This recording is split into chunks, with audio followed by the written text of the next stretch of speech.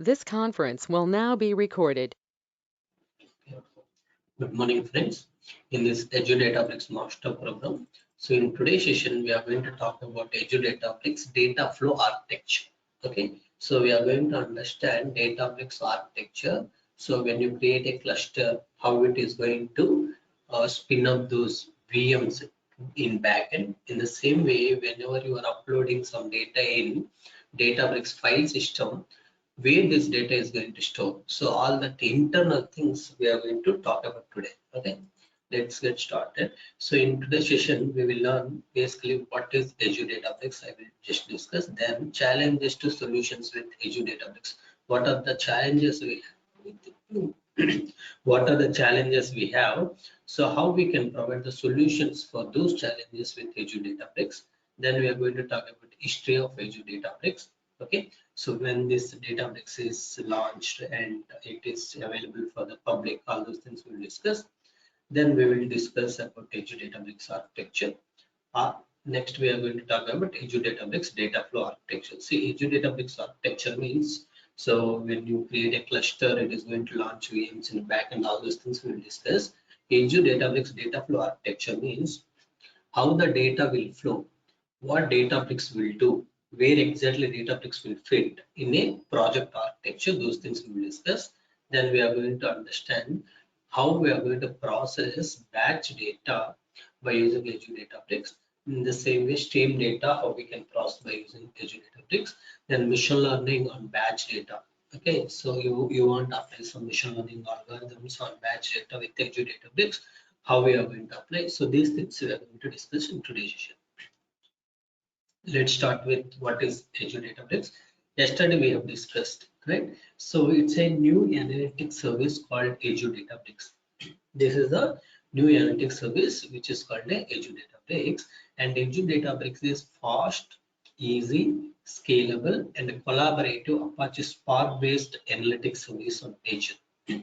Why it is fast? Because it's a cloud. Whatever servers you need, you just request for those many servers. It is going to create a cluster within a minutes. Okay, so because, but if you look at on-premise, if you need any computers, you need to request for them. They will check with the requested configuration whether system is available or not. If a system is not available, they are going to do some other stuff. So for that, they need some time. They cannot deliver in 1 day or 2 days. It may take weeks to months. But if you look at today, cloud, everything is a cloud. In cloud, what happens? Suppose I want storage to store my huge amount of data. Within a minute, your storage will be available. Now I want a cluster. Cluster is nothing but a group of servers. Server is nothing but a computer. So in easiest terms, you can say group of computers. So this group of computers, you need to execute some code. So this group of computers, you can able to launch within a minute. So that's why Azure Databricks is fast. It is a easy. How you are saying it is easy? Because you no need to integrate with any other tools and services. Directly you are going to launch Azure Databricks. You will see all the features at one place. Job scheduling, storing the data, launching the cluster, writing the code, everything available at a single place. It will be easy for you to use. Okay, next is scalable. What is meant by scalable? Scalable means when you need more number of servers, automatically Databricks cluster can take more servers if you allow. We have a something called auto scaling options. So we need to configure those things. What auto scaling will do, let's say I launched a big billion day. Okay, Flipkart or Amazon, they launched some big billion day, right? So on that day, what happens? People will search for a lot of products because they think that products will come for very less price.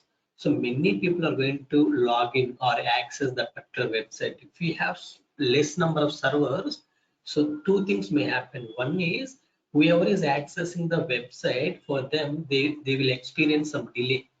Okay, it will take more time for their request to serve, isn't it? So in this case, what I need to do, I should not say like just launch 1,000 servers.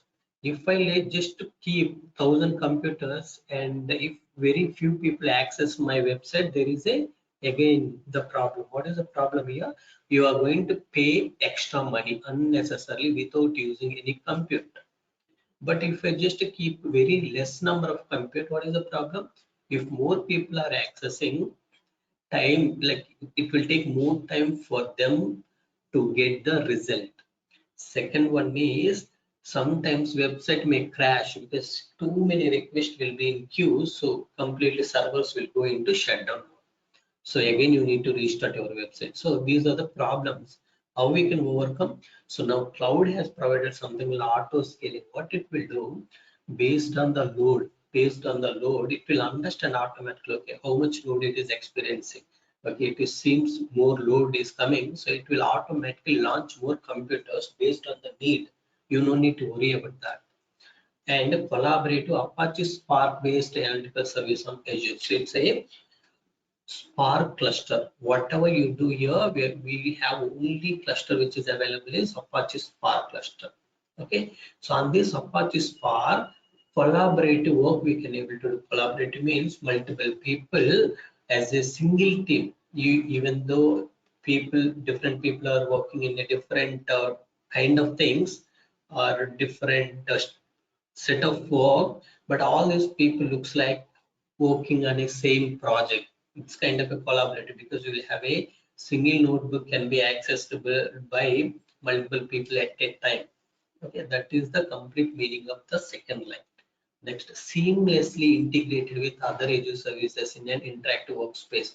What is seamlessly integrated with other Azure services? Other Azure services means, as we discussed yesterday, blob storage, data lake storage Gen 1, data lake storage Gen 2, SQL database, SQL data warehouse, Cosmos DB, even AWS S3, Snowflake.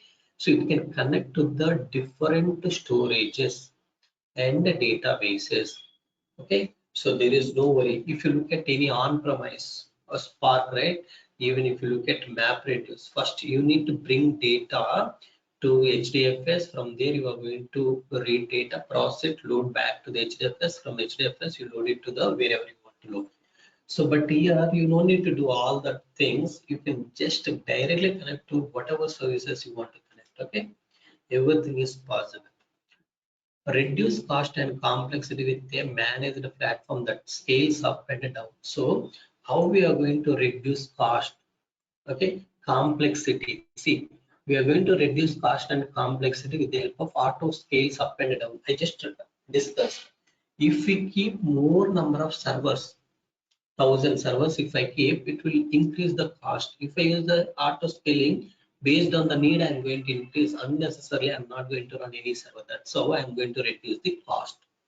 Complexity. So it is very difficult for me to increase the servers on the fly. By the time I increase the servers, it may experience more load and website may crash, meaning servers may go in shutdown.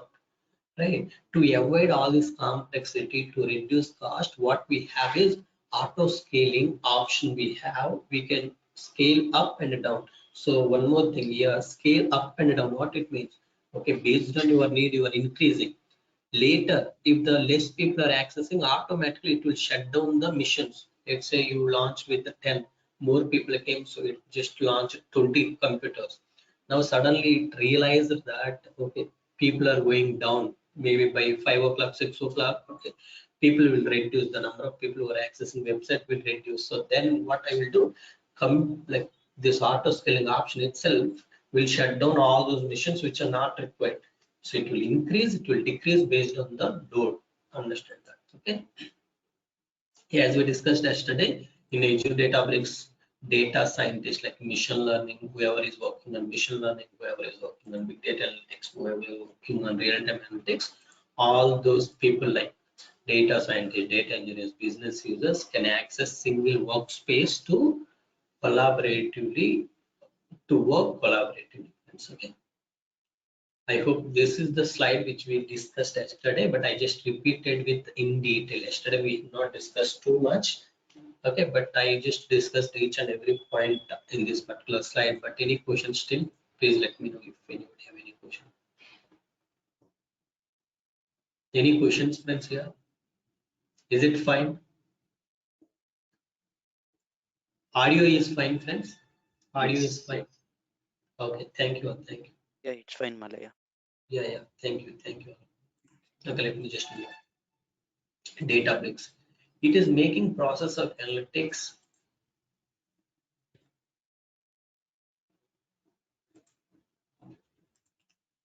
Okay, so those things, those are the auto configurable. Trinada, Tanaka. I think those are auto configurable. I will show you those things. The server is ideal. What is the default type to shut down? So those are the configurable. You can tell we have some configuration that you can tell.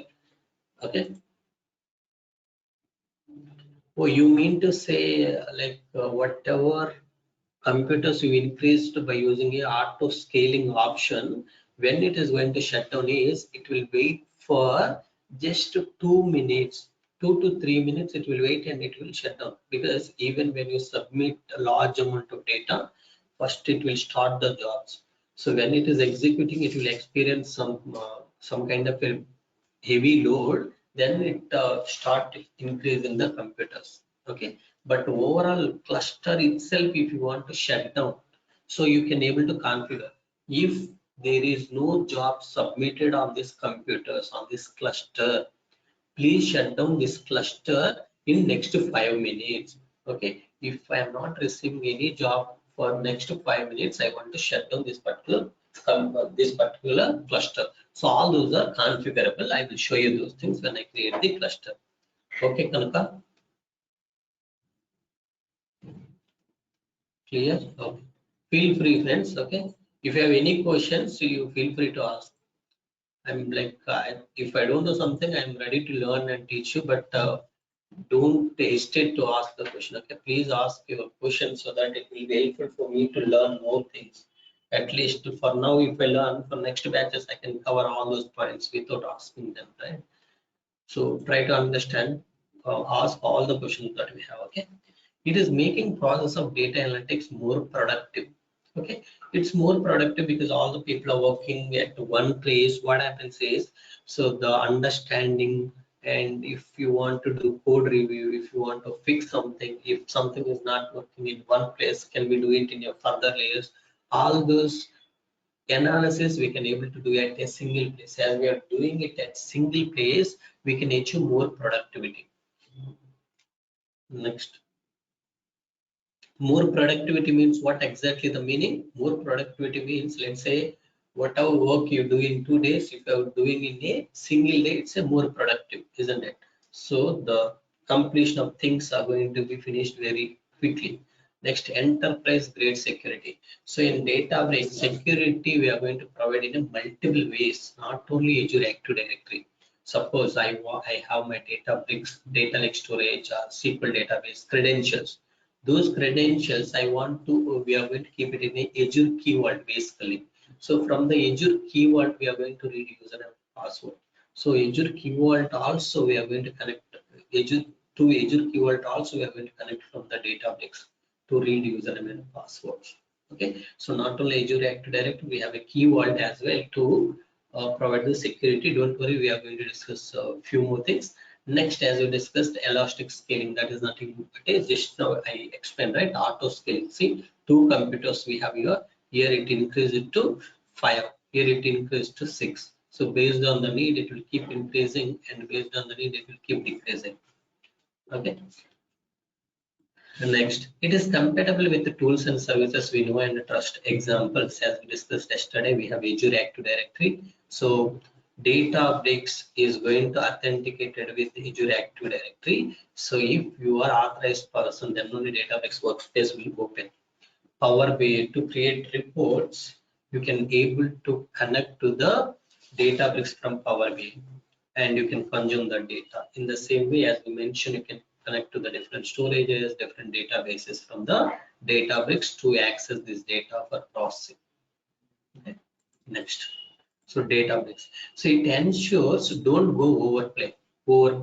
So how it will ensure don't go overpay? How it will avoid paying more, like more money? So it will help you to it will help you to not exceed the amount. Maybe let's say you were saying that okay, I don't want to increase more than 30. So it will like basically Databricks will try to reduce the cost as much as it can. How it will do? See here, because of these two things. See here, auto scaling, as we just discussed, based on the need, it is going to increase the number of servers, and based on the need, it will keep decreasing the number of servers. That is one. Second one is auto terminate. You are running a cluster, even if you have a default number of computers, right? So auto scaling means you said, okay, I need to maintain 10. If the load is high, I can go up to 20. Meaning, if the load is high, it will go up to 20. If there is no load, still 10 computers are going to be there. These 10 computers, you are going to make the payment. Unnecessarily, if you are making payment, it will avoid. How it will avoid? Example, I am not submitting any cluster, any job on my cluster. I have not submitted any job on my cluster for next 1 hour. Then why I need to keep running this cluster? I want to shut down. So that's why we have an option called auto terminate option. So auto terminate option is configurable. You can tell, okay, if the cluster is not received any job in next 15 minutes, please shut down. If the cluster is not received any job in next 20 minutes, please shut down. So most of the projects I have seen is 15 minutes it's configurable. So what we have experienced is whenever we go for lunch, right? So at least we will take some 1 hour. So in that case, what happens by the time we come back, the cluster will be terminated again. Post lunch, whenever we want to start the work, we need to restart the cluster. Understood? Because if you're not submitting any job for next 15 minutes, automatically server should shut down. So those are configurable. You can put it as a 15 minutes or 30 minutes or 45 minutes, 1 hour, 2 hours. You can put anything. Okay, these are the two options which will help you to reduce the cost. Next, it has multi-language support. In Databricks, you have a multi-language support. You see, you can use SQL, Python, R, Scala, even you can use Java as well. But Java is not an interactive workspace. So we cannot write hard type, cool type, those are the storage types. Okay. So based on what kind of data you are storing, whether you want to access data frequently or infrequently, every day you are going to access the data, or you are going to access data maybe monthly once or yearly once. Based on that, you are going to select those access types. Those will not come here. Okay. Next, it has a multi-language support, as I mentioned. So in the Databricks notebook, you can write code in SQL, Python, R, and a Scala. You can use notebooks to write any of this language code. But if I want to write a Java code, you need to write a Java code, then you need to create a jar file to execute. Okay, don't worry, but just try to understand it has a multi-language support. Notebooks will support these 4 languages, but still Java also can able to execute. But Java cannot be executed in a notebooks. It's not interactive. It should be submitted as a batch application. Write entire code and submit at once. But all these languages, so bit and pieces you write and execute, get the result immediately. So those things you can able to do with these 4 languages in Databricks notebook. Okay. Next. Databricks. With Azure Databricks, get easy version control of notebooks with. So what happens is, whatever code you are writing. So how many of you working in development and how many of you don't know version control? Please tell me, how many of you don't know version control? Confirm quickly, friends. Okay, example I will tell you version control means, so that maybe whoever don't know, they have some idea. Let's say I have what happened, maybe somebody is requested for our training. So what they want is, people are saying like, I want a training on Azure Databricks and I want to attend the demo sessions, he said. So what I have done is, I just included all this along with all of you. I have added that person name and I saved it in my local computer. Let's say I have stored in my local computer. This is the first file that I have created. This is called a version 1. version 1. Okay, you just remember version 1. This you can consider as a version 1. Okay, now what happens later I realized, okay, this person should not be there. I just removed it. Okay, again I saved it. This is the V2. Now, third day, what happened? He also made the enrollment fee, and he told, "Okay, I'm interested. I have a good experience with your demos. I want to attend the sessions continuously." So now, what I need to do? Do I need to create a file? Maybe you mean like I need to add his name again to the file and save it, or can I take the previous file which I have saved? I hope you understood. Again, I will repeat quickly. See, one person, like we have 15 people. Let's say out of these 15 people, one new person came and they asked, "I want to attend demo sessions." Okay, what I have done along with your 15 people names, I have added that person name as a total 16 people. Right. So these 16 people data is stored in my computer. Next day, what I realized is this person is attending demo, he is not continuing in the session. So I removed it and I saved that particular file. Okay, now how many times I have modified this particular file? Can you tell me how many times I have modified? Only one time. First I saved, then I have updated. I just removed his name. Only one time. So now how many versions I have? V1 and V2. V1 means when I have added that person. V2 means when I have removed that particular person. Okay, now I have V1 and V2. Okay, now third day, what happened? That person made the enrollment fee and he told, I want to join the course. Now, what I need to do? You want me to add that person name again? Do you want me to add that particular person name again to the file, or I can able to take the V1, like whatever I have the first time, whatever data I have stored. So which one is the good one, friends? Which one you can say better? Tell me. Do I need to take the V1 version 1, or I need to modify the file again, create the V3? Which one is the better? Ajit, can you tell me which one is the better for you? Okay, so you think it's a V3. Remember, it's not good for creating a V3. Okay, we should go for the V1. We need to restore. We need to go for the V1.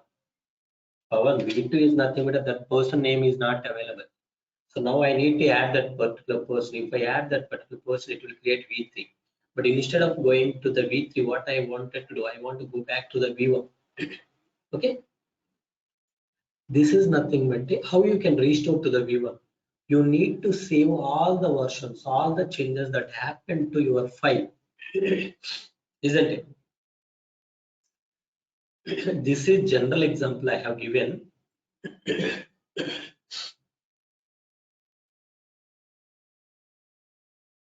Okay, I have given general example. That's why you got confused, but you understood what is version control. Now I will tell you example. Okay, let's say I have WhatsApp.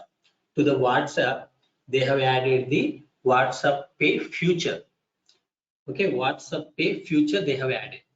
Now, if the WhatsApp feature they have added, WhatsApp Pay feature they have added, that is not working.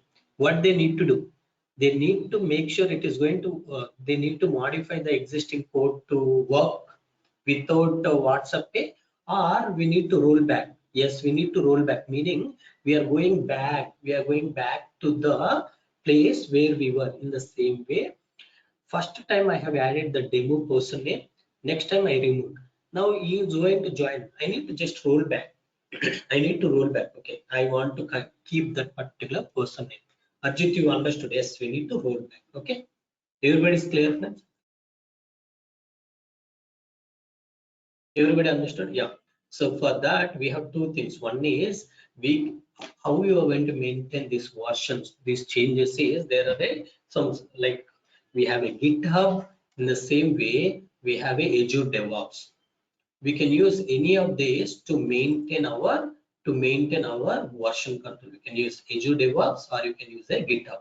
Any of these you can use to maintain your version controlling.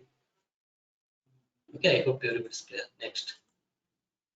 Malaya, Prasanna here. Yeah, Sorry to interrupt. Bitbucket also you can use this. So many other things we have, but Azure Databricks can able to integrate with only GitHub and Azure DevOps as of now.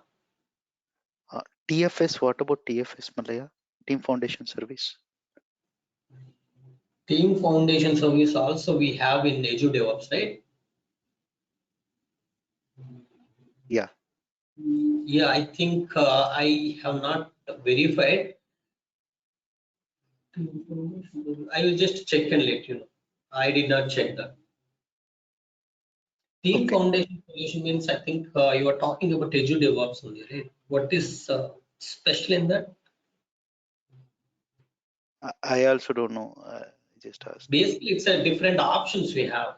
Okay, I think you can use TFS, but yeah, so when we look at the Azure DevOps, so we are going to see how to integrate our notebooks with the DevOps and how we can, whatever code we have written in Azure Databricks notebooks, how we can how we can push that particular code into Azure DevOps repos. So that we are going to discuss on that day when I create the TFS and all those things. We will look into it.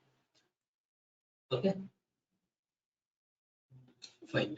Next, we can work securely in Azure Databricks. You see here, so what are the different ways? One is fine-grained access control. That is nothing but it through the Azure Active Directory. Second one is user keyword integration. So you keep all username and password in a Azure keyword. From there, we are going to read it. We are going to use Azure keyword very, very, very frequently. Okay.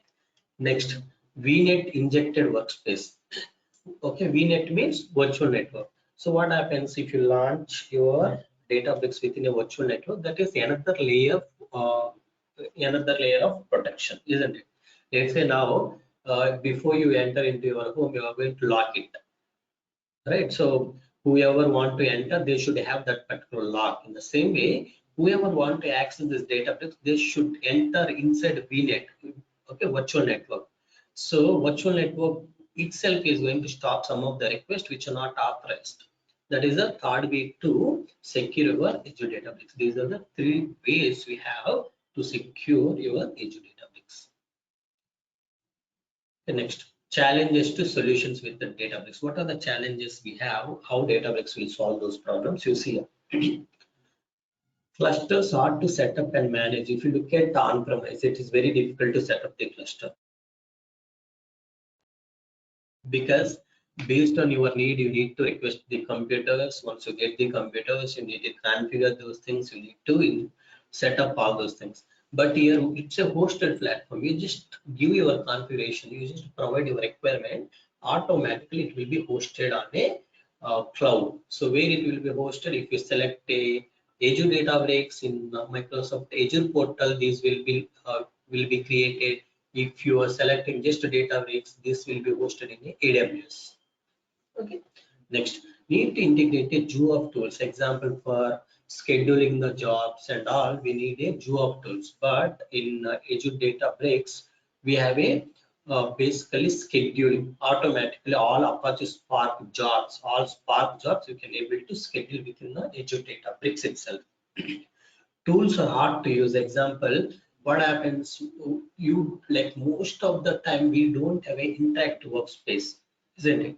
So maybe we will use something called putty. Whoever don't know, if you don't know, don't worry, because I will show you how you can use putty. But mostly we will use putty to connect to the cluster and we will try to submit interactive jobs. But actually those jobs you cannot schedule it. That is just when user manually verify, you want to check whether some data came or not, you are going to use.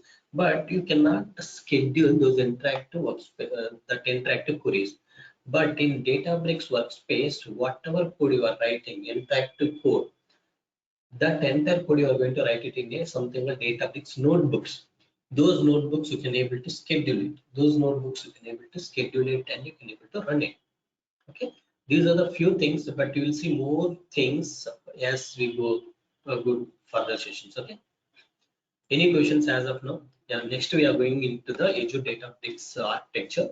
Any questions still here? Everybody's clear, friends? Okay, thank you. Thank you, whoever is responding.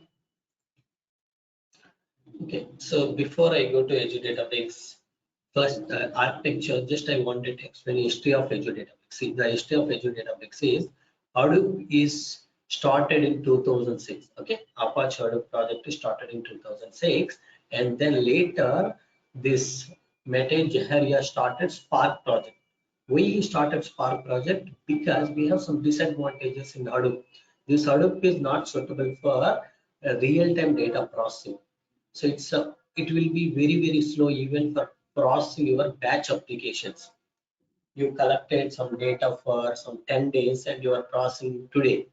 So if you want to process that much data, it is going to take a lot of time. That's why we just found a project called Spark project. This Spark project, it is going to execute everything in memory. Try to understand all our calculations in computer is going to happen in a memory. What is the reason? Because memory is little bit faster, very fast compared to the disk. If you try to perform all these things in a disk, it is going to take a lot of time. That's why we are going to use a memory, isn't it?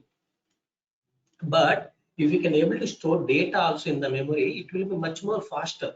That's why Spark is 100 times faster than MapReduce. You just think whatever data you process in 100 years in Hadoop, just in 1 year we can able to process it by using Spark project. 100 years, entire your lifetime, whatever you process, you can able to process it in a 1 year. Huge difference. So that's why Spark got the lot of popularity. Next, this Spark project he just given to the Apache people. Okay, he donated this particular project to the Apache Foundation. Okay, that's why this is called Apache Spark. Okay, I just mentioned in earlier session also, earlier slide also, it's Apache Spark I mentioned because this Spark project is donated to Apache organization. So this Apache organization is going to take care of this Spark further implementations, further version release, further bug fixing, all those things. Now later, this Jaharia, he just along with his colleagues, he launched a something called Databricks in 2013. In 2013, Databricks founded by Mete and Berkeley colleagues. So his colleagues and this guy is launched a Databricks in 2013. It's especially for the Spark cluster. You cannot create any other cluster. But if you look at, we have something like H3 Insight in Azure Databricks, Azure. So that Azure H3 Insight will allow you to create Spark cluster, MapReduce, HBase, Kafka, machine learning. So different clusters you can able to create. Okay. So but here Databricks we have only possibility is Spark because this person is mainly focused on Spark. Whatever things he wanted to do for Spark he is doing. So what he has done for Spark alone, he founded this Databricks. Like he found this Spark, then he launched the separate platform for executing this Spark. That is the Databricks, which is very popular now. Okay, this is the history of your Databricks. Now let's talk about architecture of Azure Databricks. This is very important. Please try to understand. Okay, see, when I create a Azure Databricks Workspace, how to create Azure Databricks Workspace, I will tell you. But remember, when I create a Azure Databricks Workspace, these all things will be ready. This is nothing but a Databricks control plane. This particular Databricks control plane will be available when you create a Azure Databricks, because Azure Databricks means it's not a URL to access.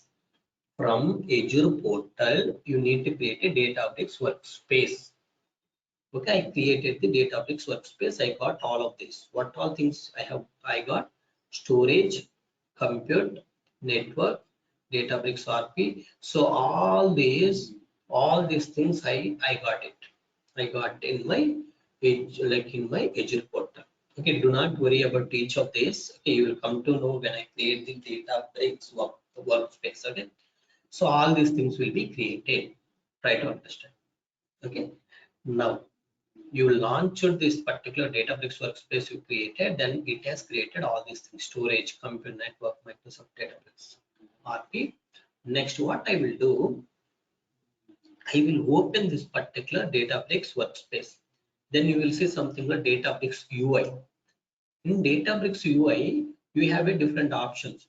You can create a cluster. You can just access DBFS. You can just access Databricks Workspace. You can access anything. Understood? I just first launched the Databricks Workspace. When I launched Databricks Workspace, I opened the Databricks Workspace. So I created Databricks Workspace. I just open. When you open UI, you can able to do something like this. I will show you just now. Okay. I will show you in some time. Today itself, I will show you so that you will have more clarity. So you just see here, this is a Databricks UI. In Databricks UI, if you look at, you can see multiple options: cluster, DBFS, that is nothing but data. Next, you can able to see Databricks Workspace. So multiple things you can able to see. So what each of these will do? DBFS, Databricks file system, it's nothing but blob storage. Blob storage means storage is available here, right? That storage is used as a DBFS, Databricks file system. If you want to store any files, you can store in this blob storage. Next, I want a computers. Maybe I need 4-node computer, 4-node cluster, 4-computer cluster. Then you just give all the configuration, submit. It is going to create 4 VMs, virtual machines, 1, 2, 3, 4. We can able to see these 4 VMs also when you launch the cluster from the Azure portal. This is also can be visible. Okay. Now from Databricks Workspace, you can able to create something called notebooks. Notebooks is basically for writing the code. That particular code, what it will do, it will read the data from the blob storage or any other storage. Okay, it will process this data by using this cluster. Okay, I'm repeating the points again. First, you are going to create a Databricks workspace. When you create a Databricks workspace, it will create storage, compute, all these things will be available. Next, when you open a Databricks workspace, okay, you will see something like Databricks UI. From Databricks UI, you can able to see Databricks workspace, clusters, data, jobs, search, home, all other options. We have a lot of options. We have up to 7 or 8 options we have. Now, if you go to cluster option, if you create a cluster, it will create the virtual machines, because cluster is nothing but a group of computers. Those computers it will create. Why it's a virtual machine? Because those are not available as a physical. You will not be able to touch it. You can able to just use them because those are available in some data center. Next, blob storage. Okay. Blob storage is basically used for storing the data, for storing your data. Next, so Databricks Workspace.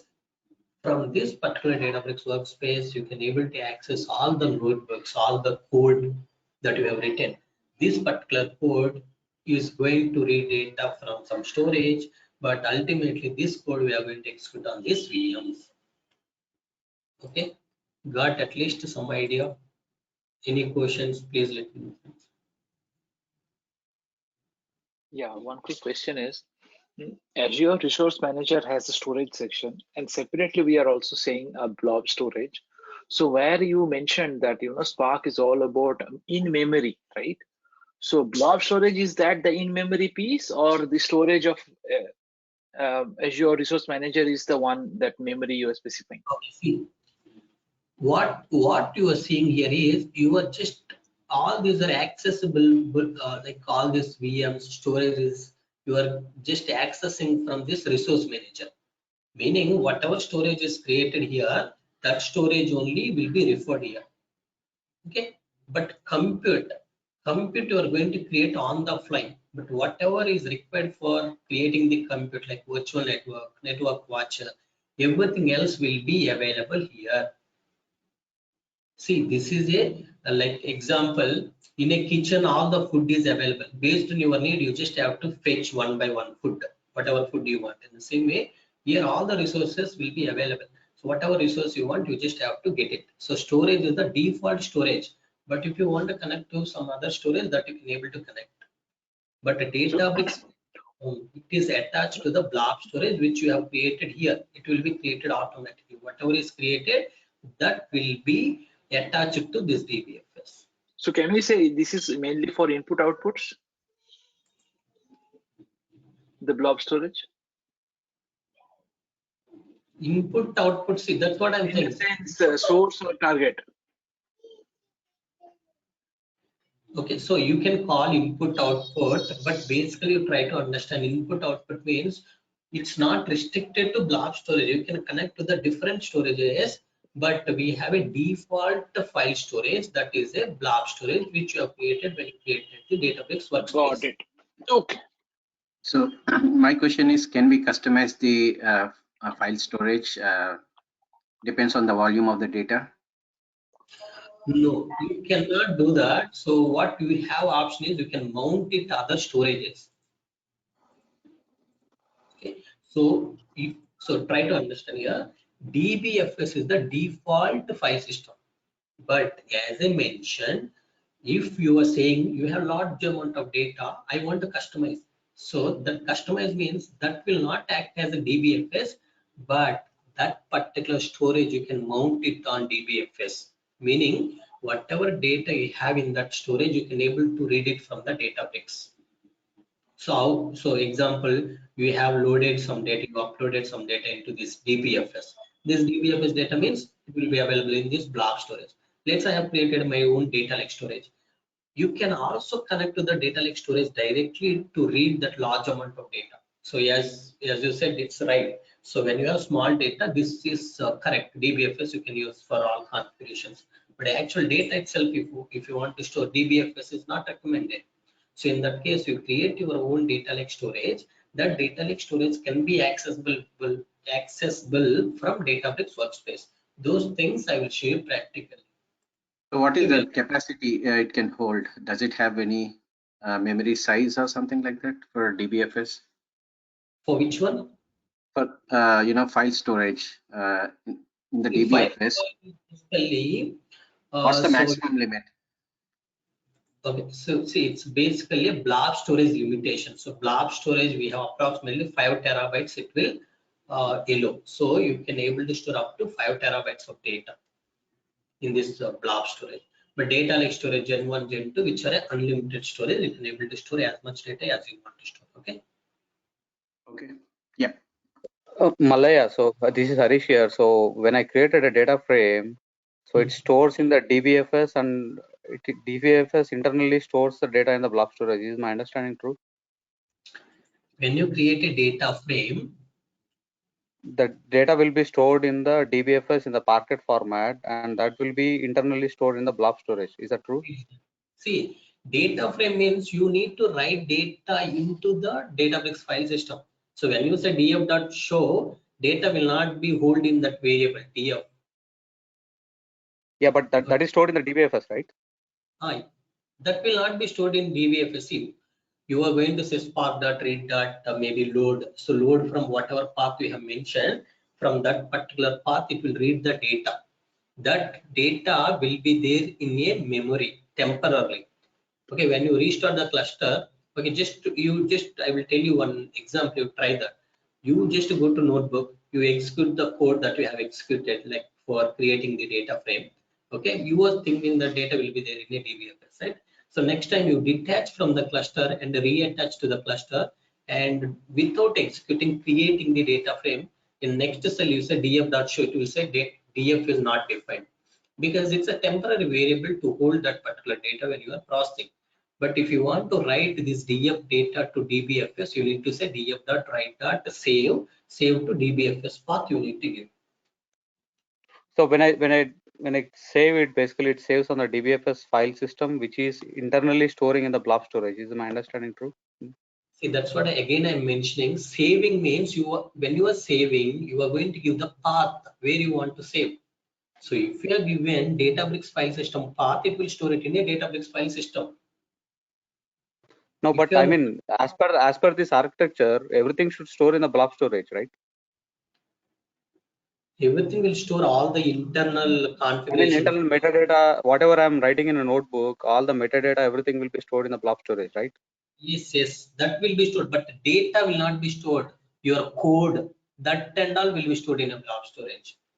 So where the actual data will be residing, basically, assume that if I created a view, I created a view and I saved it, basically where it gets saved, basically. Will views store any data?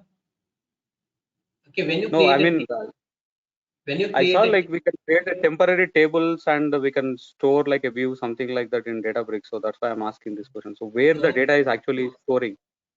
Yeah, so in those data will be stored in a blob storage when you create any tables. Okay, when you are when you created tables, when you save data explicitly to the blob like the DBFS, data will be stored in a see all your metadata, whatever tables you are creating, all this information will be there in the DBFS, because you are when you are creating a table, you are not going to say please save this particular table to this location. You are going to simply say save as table and you will give the table name. So this table data will be stored in a blob storage because this is the Databricks default storage. Okay, so that's what my question. So everything, whatever we do, until if I explicitly mention to store somewhere else, everything will store in the blob storage only. Yes. Okay, and the limitation of further blob storage is 5 terabytes. Yes. Okay, got it. Next. Hey Malay, So, just a short question, Malay. What is the limitation for this database storage? Blob, I know that you said it is 5 TB. What about the data storage capacity? which storage capacity you are talking about? In the architecture, you go on the right hand side where you have the Databricks storage block, right? DBFS. So, here, which one? On the right hand side, you have a Databricks UI on the right hand side below. This one. No. Yeah, no. This is a blob. This I know. Yes, for the DBFS, the blob is mapped to blob is He's mapped referring to. to Databricks file storage, Malaya. DBFS, the right side here. This Yes. one. Yeah. What is the file? What is the storage capacity for this DBFS?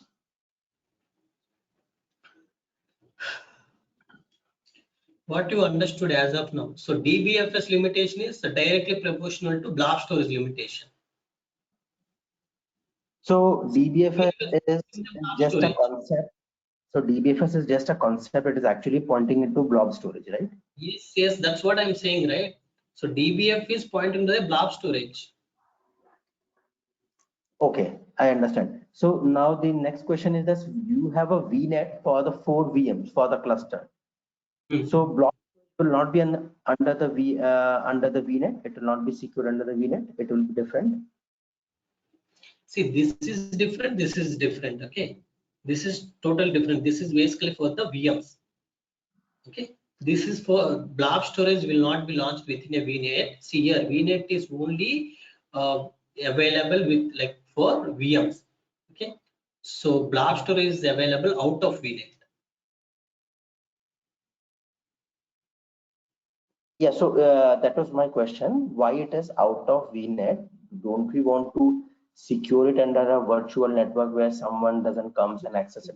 There is Microsoft specific. is what they are doing is they're like say data factory. We have few more services which were not available. Like for those services, VNet is not available as of now, but they started including each and every service within the VNet.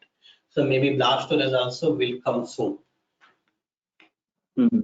Okay. Okay, so we don't have a virtual network for data factory previously, but now it is included. So those and all, yeah, they are just improving all of it. Okay. Okay, hey, Malaya, just wanted to quickly point out one thing is like, I think just I'm putting my understanding, I don't know, Atit and other folks may chime in if there is some differences in opinion. So we are trying to say blob storage is basically that external or like more of the tables that we see in Oracle or any other databases, example wise, or any files or anything. Whereas the VNet VMs are basically those temp space where all the calculations are happening, and that's what memory is all about. And when we do all that, like that save table or save view kind of commands that we do in our Spark or data frame, right? All those things are being there, and as soon as the session is gone, like I should say the cluster is detached, the variables or the data frames, every link is gone, even the individual data is also gone. Nothing stays. Once we reboot it again or we spun up the cluster again, so we have to do it again from its back. But if we write that data separately to the blog, to the any of the external places, be it DBFS, be it Azure, like data lake, or be it Delta or any other places, we can see the same in the corresponding places of the storage. Is my understanding correct? Yes, you are right. You are right. Okay. So whatever data we are storing in memory, that will not be available forever. It's not a persistent storage. It's a temporary storage. For memory will not keep the data. So once you detach, whatever data you have in memory, it will be cleared. Okay, so that's why whenever you process your data, you are going to save it into some external storages or database. You are right, Arjit. Okay. Thank you. We'll just move on, friends. Okay. See, Azure Databricks data flow architecture, we just have, so I'll just show you. So first thing we'll have is something called Databricks Workspace. It is an environment for accessing all of your Databricks assets.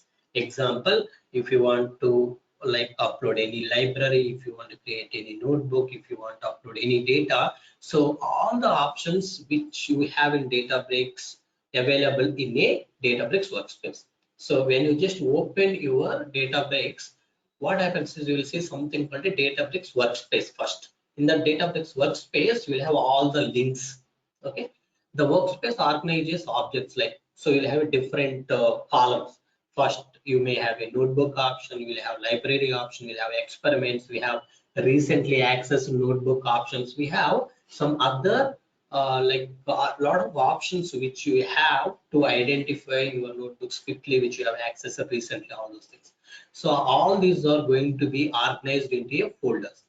Okay, so when you act like when you organized all these things into a folder, it will be easy for you to access and do whatever computation you want to do. Okay, and it provides access to data and computer resources such as clusters and jobs.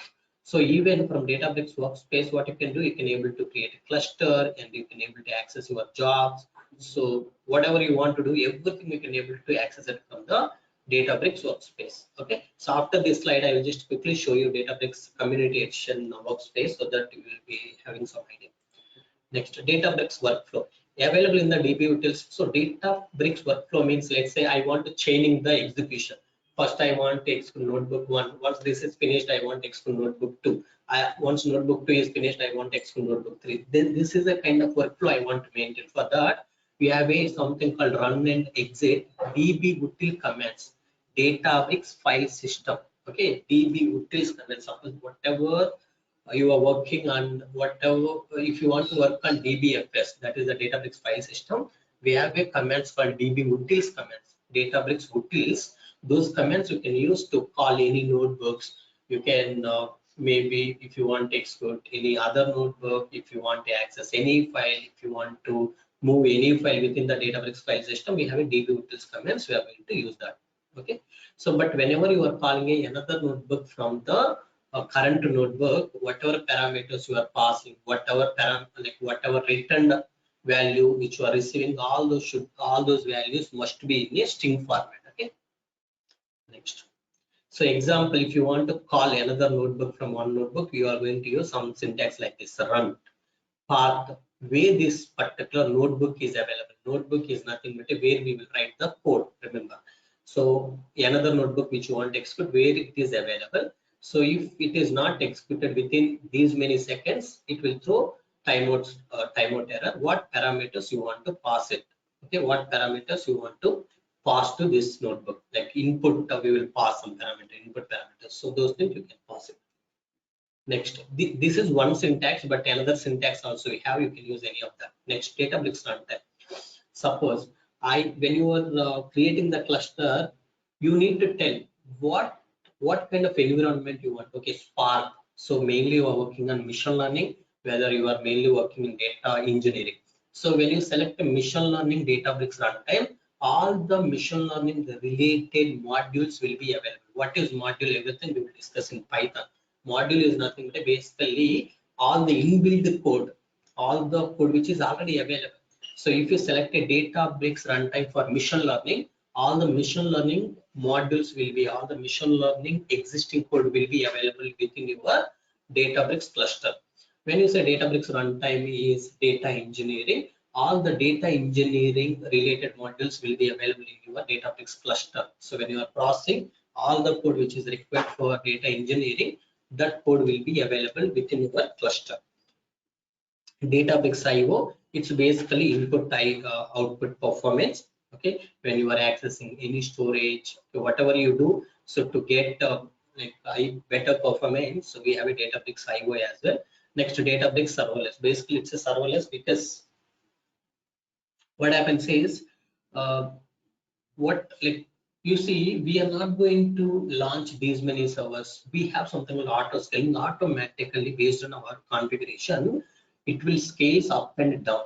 Okay, it's a serverless basically, because first time you are going to configure those things, but later you no need to touch those things. Automatically it will come up. Okay, next you have something like job cluster, interactive cluster. Those things we'll discuss. Interactive cluster means we are going to create. Job cluster means that will be created by Databricks scheduler automatically. Databricks scheduler will be Databricks scheduler will create this particular cluster automatically. Okay, a serverless architecture that democratizes infrastructure through the auto configuration and scaling of compute infrastructure. So auto configuration. What is auto configuration? You are going to say auto scaling options. Maybe you can say scaling compute resources, like how many maximum till what number I can able to increase, enabling best in class performance at a dramatically lower cost. So what it means, with a very cheap cost you will get the better performance. So you can just select different types of compute, whether you want a memory optimized or you want a compute optimized. So Spark is the memory, so we need to select the memory optimized computers. Okay, next we have a stronger security with DBES. So Databricks Enterprise Security, as we just discussed, we are going to provide the security within virtual network, Azure Active Directory, Key Vault, all these things. And whatever security we are going to provide, those are compliance with HIPAA and SOC2. These are big organizations. If these organizations certify that, okay, it's a better security, we can able to believe, organizations or clients can believe on this particular security.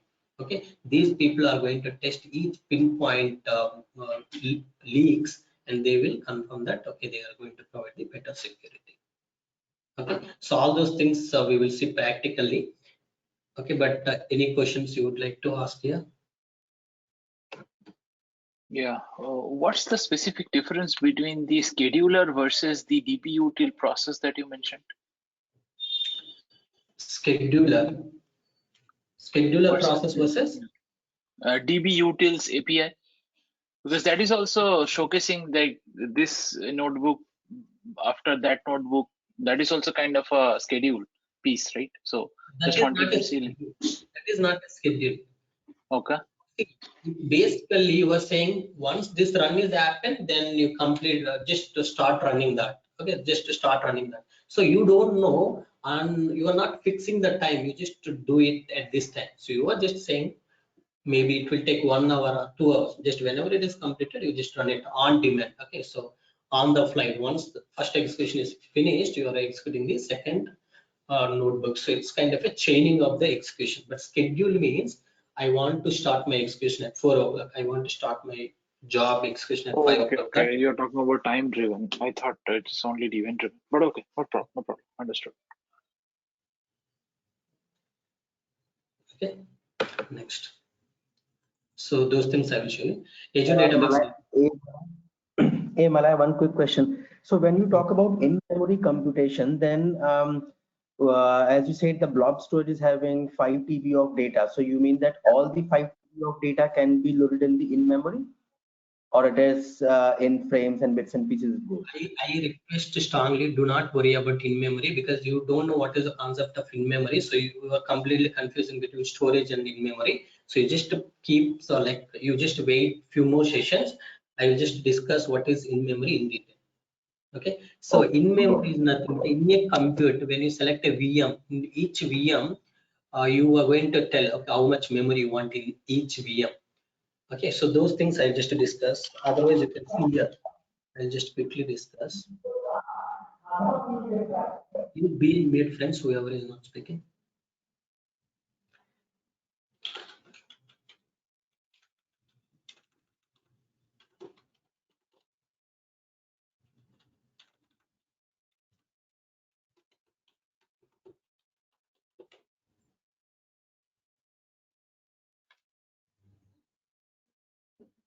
See, let's say in Azure Databricks also, when you create a Databricks Workspace, you are going to open. Okay, when you open this is a, see, it's a basically a workspace where you will have all the links to access notebooks, table, cluster. Okay, recently accessed notebooks, libraries. You can see all the things. But DBFS, that is nothing but data. You just click on this. Okay, click on create table. You see your DBFS, Databricks file system. Okay, you can just, yeah, so you can, it's basically point to the S3. What is the reason for S3? Because it's a community. Okay, it's a community. Next, go to clusters. See, here you have a cluster option. You have all purpose job cluster, but job cluster will not be available for Databricks community. So all purpose cluster, click create cluster. We have few options in community, but when you create Azure Databricks, we'll have more options. Okay, you are going to give the name here. This is the Databricks runtime, as I mentioned, based on the runtime, whether you want a machine learning. So then machine learning modules will be available. If you select this, normal general modules will be installed on the computers. Next, you see here, one computer you will get with a 15.3 GB memory and 2 cores. What is this memory? All those things we will talk about those things later. Okay, so but for each compute we will have a memory. Okay, so all those things will be covered. Now you don't worry. See, everything I cannot cover in one day, friends. All purpose cluster, job cluster, all those things we will cover. So in next session we have very in detail discussion. Okay, so if you want to schedule any job, we are going to get jobs here, but it's a community. We need to upgrade to schedule the jobs. When you upgrade, it will go to the just basic Databricks. Okay, it's not Azure Databricks, it's a normal Databricks, and all the compute, everything will be launched within a AWS. If you go to clusters, create a cluster. Here you see availability zone, US. So US East to see all those things. So these are available only for the AWS availability zones, all these things. Okay. Any other questions, friends? So I will cover tomorrow that question, because I cannot take up those things now, because tomorrow we have a in detail discussion on that. Okay, now you see we have a data science, data engineering line of business, and many other people. Okay, we have many other people. All these people are going to access data from different storages basically. Okay, with the help of all these components, we are going to, with the security, serverless, Databricks runtime, workflows, Databricks Workspace. With all of these components, we are going to process the data which we are reading from these storages and databases. We are going to process this data. Once we process the data, we are going to load it into maybe again in these storages and databases. Once we load data into these databases and storages, this data can be accessible by all BI applications, like your Power BI for creating the reports. Any other applications will consume this data as a streaming process, all those things. Okay, so just now whatever we discussed, all these are the components. So you just have seen Databricks runtime, that is nothing but a, here you have seen, right? See, this is the Databricks runtime. Okay, so Databricks Workspace is nothing but this one. Okay, for scheduling jobs. Okay, when I create Azure Databricks, you will see more in detail things. Okay, because here we have some limitation as it is a community free type, so that's why I am not able to show you anything. Okay, anyhow we are going to discuss those things, friends. Okay, now you see batch data processing with Azure Databricks. How we will process? Same, easy. So we may have a logs, media files, any like unstructured data, business data. All this data basically by using Azure Data Factory in real-time project, data will be loaded into blob storage, data like storage, Gen 1, Gen 2, any storage. So once the data is available here, we will read this data by using Databricks. we will just prepare this data and we'll process it. So once we process this data, that data we will load it into data warehouse. So from data warehouse, data will be loaded into Azure Analytical Analysis Service for creating the models. So once the model is available, then you can load it into Power BI for creating the reports. Okay, this is how most of our real-time projects architecture will look like, friends. Okay, understood this? This is the high level. Okay, don't worry. Next, stream data processing. So stream means here we have something called in Azure, we have something called event hubs. So event hubs will like read the data from sources, and this particular data we can able to process it by using Databricks.